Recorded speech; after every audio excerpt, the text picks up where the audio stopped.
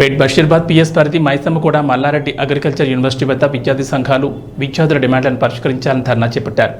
స్పందించిన మల్లారెడ్డి కోడలు ప్రీతిరెడ్డి మాట్లాడుతూ యూనివర్సిటీలో అంబులెన్స్ సౌకర్యం కల్పిస్తామని, అదేవిధంగా మొన్న అరుణ్ అనే విద్యార్థి కింద పడిపోగానే ఫ్యాకల్టీ స్పందించిన తీరుపై విచారణ జరిపి వారిపై కఠిన చర్యలు తీసుకుంటామని హామీ ఇచ్చారు.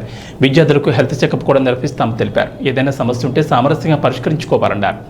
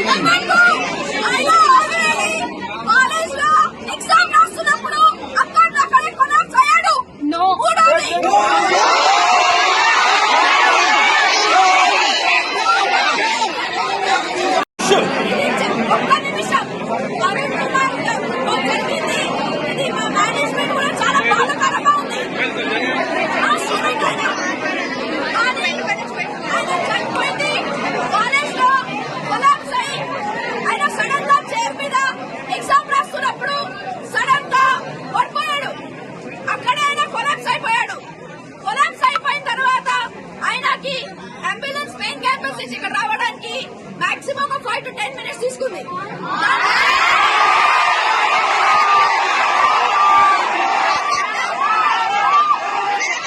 ఫస్ట్ ఇయర్ అగ్రికల్చర్ చదువుతున్నాను మల్లారెడ్డి యూనివర్సిటీ అగ్రికల్చర్ కాలేజ్ లోని.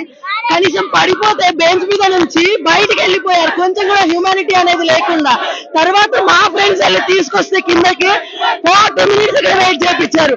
మళ్ళీ తర్వాత ఇప్పటికి కూడా ఇంత జరుగుతుంటే ఆ క్లాస్ రూమ్ లో ఉన్న ఫ్యాకల్టీ ఇద్దరు ఇంకా బయటకు రాలేదు, క్యాబిన్స్ లోనే ఉన్నారు.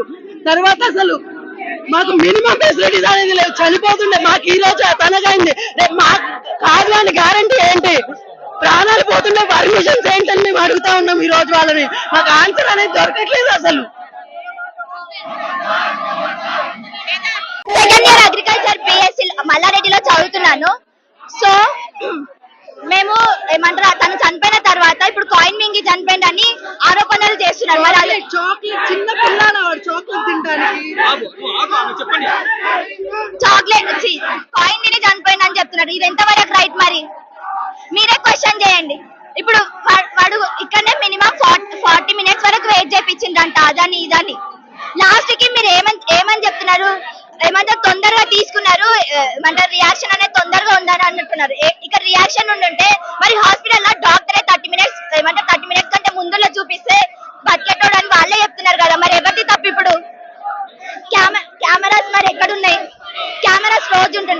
కాలేజీలో సరైన వసతులు ఉన్నాయా లేవా అసలు?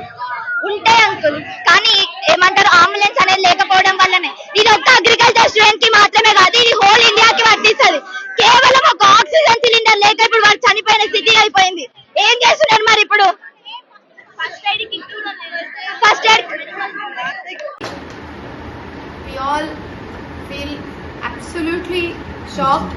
చాలా బాధాకరంగా ఉంది మా అందరికీ.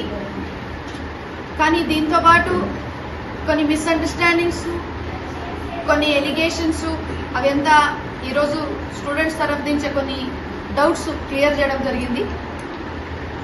బేసిక్గా జరిగింది ఏంటంటే, Arun was writing exam, sudden గా కొలాప్స్ అయిపోయి ఆయనకి అర్థం కాలేదు, అంటే మొత్తం ఆయన అర్థం కాలేని పరిస్థితి, అంటే అన్కాన్షియస్ గా వెళ్ళిపోయాడు. He was pulseless and he was been shifted down. The ambulance came in 10 minutes about the ambulance is actually in the main campus. రావడానికి ఒక 10 minutes టైం అయింది. కానీ దాంట్ లోపట మా డీన్ కార్లో కాలేజ్ రావడం జరిగింది. when he came to the hospital already he was pulseless, BP was not recordable, his pupils were dilated and he was absolutely not responding. But as he is our student and as a doctor in a ER emergency, we did our best to resuscitate him. Almost 1 hour work, we tried our level best. The reason is we have to somehow, we wanted to save him but we couldn't. It's a very unfortunate situation.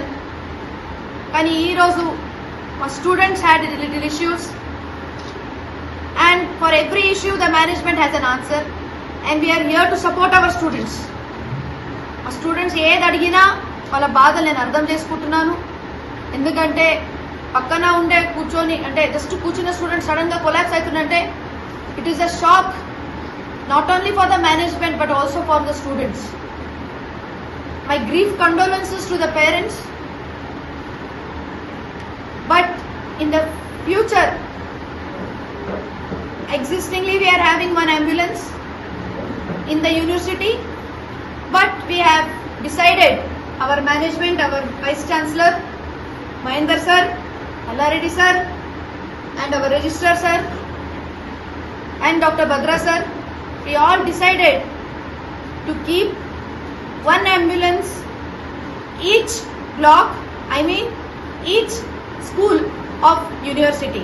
That is, School of Agriculture Sciences will have its own ambulance, Allied Health Sciences will have own ambulance, Engineering will have own ambulance. Unhealthy environment around us, we have to also do a regular checkup or a health checkup of our students also. Usually the health checkup is done beyond above 35 age or 40 years. కానీ ఇవాళ రేపు ఏ age group కూడా stroke రావచ్చు, మనం చూస్తున్నాం, గతంలో కూడా చూసినాం. కాబట్టి మేము మా క్యాంపస్లో హెల్త్ చెకప్ కూడా పెడతాం. And there were few allegations raised by faculty and that faculty also we will try to keep an inquiry and take action if necessary. But one thing is very clear, that once the death was declared, he was sent for postmortem and the postmortem report in Gandhi Hospital will be ready. That will tell us what made Arun to collapse suddenly in the class. ఏ కారణంతో sudden గా ఆయన పడిపోయాడు, అది ఫిట్సా కన్వల్షన్సా లేకపోతే స్ట్రోకా, అది PM report లో అర్థమవుతుంది. దాంతో పాటు the parents have also been helpful